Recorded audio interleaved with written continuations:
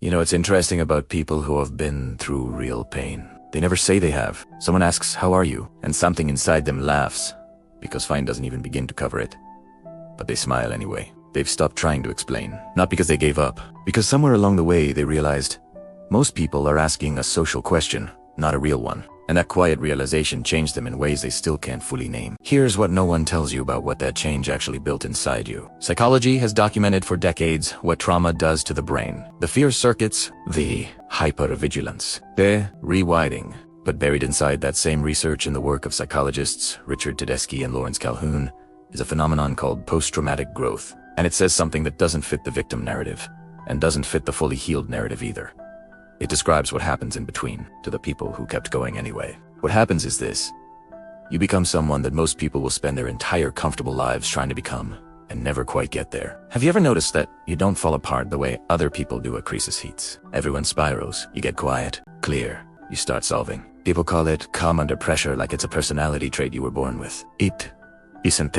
Your nervous system, specifically your vagal tone, the body's brake system for stress, trained itself under conditions that most people have never faced. Your threshold for what constitutes an actual emergency was permanently recalibrated by things that were actual emergencies. Someone else's panic is background noise to you, not because you don't care, because you have already survived the version of the thing they are afraid of. That's not numbness, that's armor that became skin. But here's the part that is harder to see, and I want you to hold this open for a moment. Because the same experiences that forged that steadiness also gave you something that looks like its complete opposite. You feel everything deeply, almost uncomfortably deeply. A song hits somewhere structural. You meet someone who is clearly struggling and you don't approximately understand what they're going through. You know exactly which shade of darkness they're standing in. And strangers tell you things. They sit next to you somewhere ordinary. A dinner, a waiting room, a flight. And 20 minutes later they're telling you about their father, or their marriage, or the thing they've never said out loud before. You didn't ask. You never have to. There is something in you that signals, I already know. You are safe here. Researchers call this high-effective empathy, but the textbook version doesn't do it justice. The textbook version is cognitive.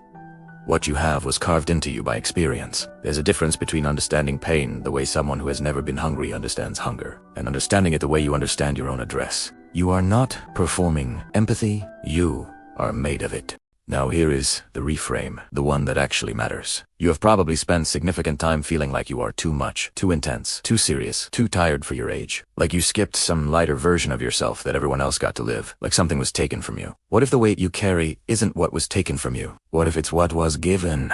Not by the pain itself. The pain was just pain, but by the version of you that decided somewhere in the middle of all of it to keep going. That decision built something in you that cannot be installed in a person who has never needed it. There is no shortcut to it, no retreat that manufactures it, no book that teaches it. The people who walk the easy road are, in many ways, still waiting for the thing that will finally make them real, waiting for the depth to arrive on its own. You are not behind. You are not broken. You are not still recovering from your story. You are the story, built from the hardest chapters, still being written. Post-traumatic growth is real. The research is clear. But no one tells you it doesn't look like success. It doesn't look like peace, or lightness, or arriving somewhere easy. Sometimes it looks like knowing things other people don't know yet. Sometimes it looks like being the calm in someone else's storm. Sometimes it just looks like still being here.